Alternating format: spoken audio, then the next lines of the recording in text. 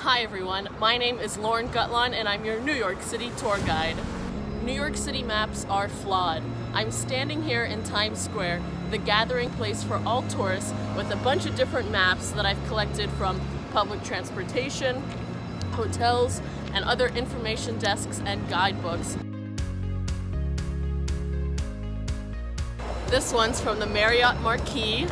You can see it's just Midtown, and on the other side it is part of Manhattan. I have the same exact map from some other hotel that I picked up in the neighborhood. Exact same thing. This one I ripped out of a guidebook, and it's a little bit better because it shows almost all of Manhattan, the subway routes, Brooklyn, and the Bronx. And this one is a bus map.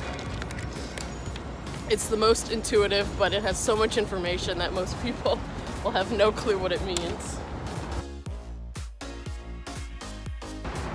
But it's all of Manhattan. So why am I in Times Square, you may ask?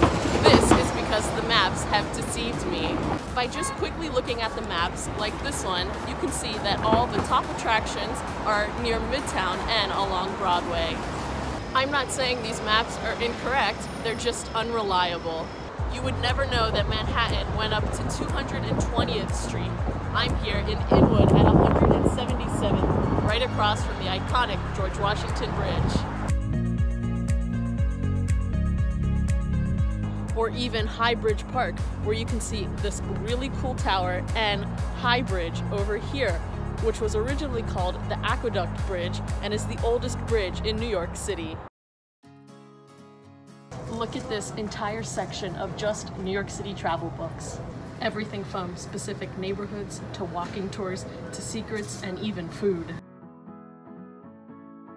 There is no one correct map, and everyone has their opinion. Not one book that defines New York City. Not even this one, Greater Gotham, which I've actually heard is quite a good read. I'm now underground in the subway, standing in front of the large MTA subway map. But if you don't know how to get from point A to point B, this map with a lot of numbers and colors and routes can be very confusing. I understand how the subway map can be confusing since there are 472 stations serving 27 lines. More than any other system in the world. One great thing about these maps is that it tells you where you are. These maps are located outside the turnstile. Here, you can also buy an MTA card if needed, or talk to the booth assistant. There is typically a subway map on each platform as well, and even one on every subway car. Besides the large subway map here that tells you how to get around each borough, there is also this neighborhood app that just narrows in on where you're located. I wouldn't worry much about this weekday work schedule because the train conductor will typically let you know, or entering the station will clearly be marked if there's any delays. Over time, the subway map has been redesigned and lines are either being added or updated all the time. Okay, so now let's say you don't have your smartphone and you don't have a physical map, but you have an address. What do? I'm here in front of the Flatiron Building, a landmark which is addressed at 171 Fifth Avenue. It's nearly impossible to memorize the cross streets for every street address in New York City, but thankfully there is a formula that can help. Okay, so again, the street address for the Flatiron Building is 171 Fifth Avenue. First, we're gonna take the 171 part and drop the last number, which is the 1, to then become 17. Then, we're gonna take the 17 and divide that number by 2, which is 8.5. And then, for all of Fifth Avenue up to 200, you then add 13 to the number you've just divided. So then 8.5 plus 13 is 21.5. Round that up and you're at 22nd Street, which is where the Flatiron Building is. So how did I get that number 13, you ask? Well, I memorized that part of the chart that I needed to know to get to the Flatiron Building. It's a really complicated chart, so I wouldn't recommend using this trick, but otherwise it's kind of cool to know. This address system has been around for a long time, but it is quite cumbersome to bring around a copy of the key with you. If you type 171 5th Avenue into your smartphone app and you don't know the city well, you may notice that there are two places with the same address. One here, the Flatiron Building, and one in Brooklyn. So you just need to know which borough you want to go to, and then you can find the address easily.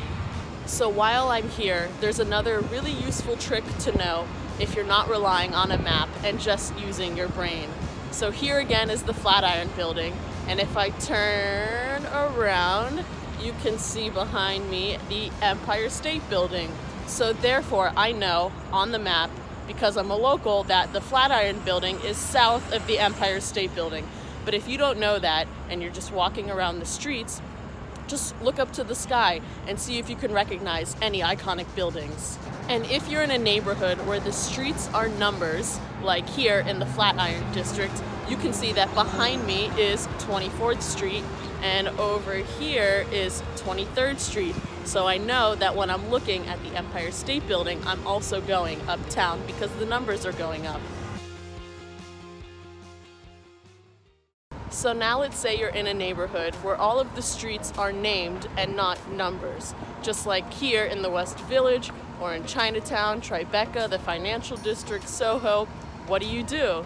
One option is to try to find an iconic building to help orientate yourself. Luckily here on 6th Avenue, I can see the Empire State Building back there, and I can also see behind me the Jenga building, and a little bit over here, the Freedom Tower. I know that the One World Trade Center, or the Freedom Tower, and that Jenga-looking building are in the Tribeca Financial District, so that's further downtown from me. And those buildings will 95% be further downtown than you, because if you're already down there in the Financial District, you'll know.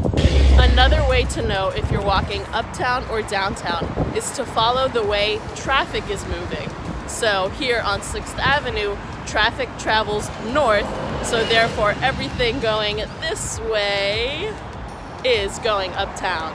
But if those two methods don't work for where you're standing, I have one more mathematical trick up my sleeve.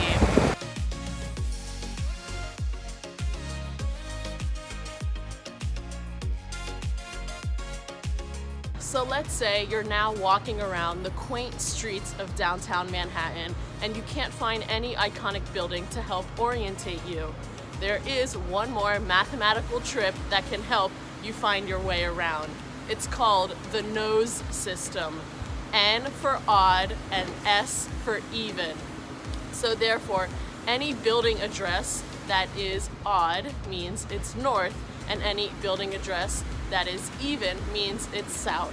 But this trick only works west of 5th Avenue. So right now I'm on the corner of Prince and Sullivan. Behind me, the Dutch, the address is 131, which means it's north. And on the other side of the street, this newsstand is 186, which means it's south.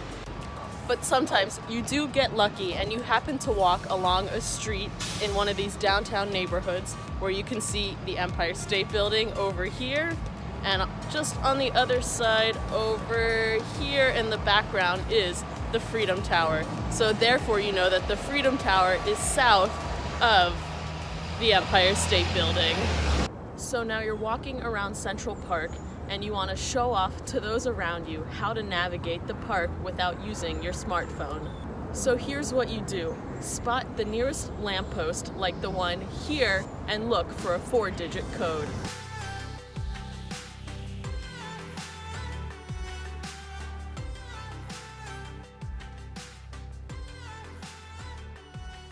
This lamppost says 6025. So the first two numbers, 60, means you're nearest 60th Street. If the last number on the lamppost is even, that means you're on the east side, and if it's odd, that means you're on the west side. The last number on this lamppost is 5, which means I'm on the west side, which is very accurate because I can even see behind me the southwest corner of Central Park. So the next time you're in New York City, or even if you live here, challenge yourself to not use a map or your smartphone. Only use one if you need accurate directions or if you're actually lost. Because the best way to experience New York City is just to walk and explore.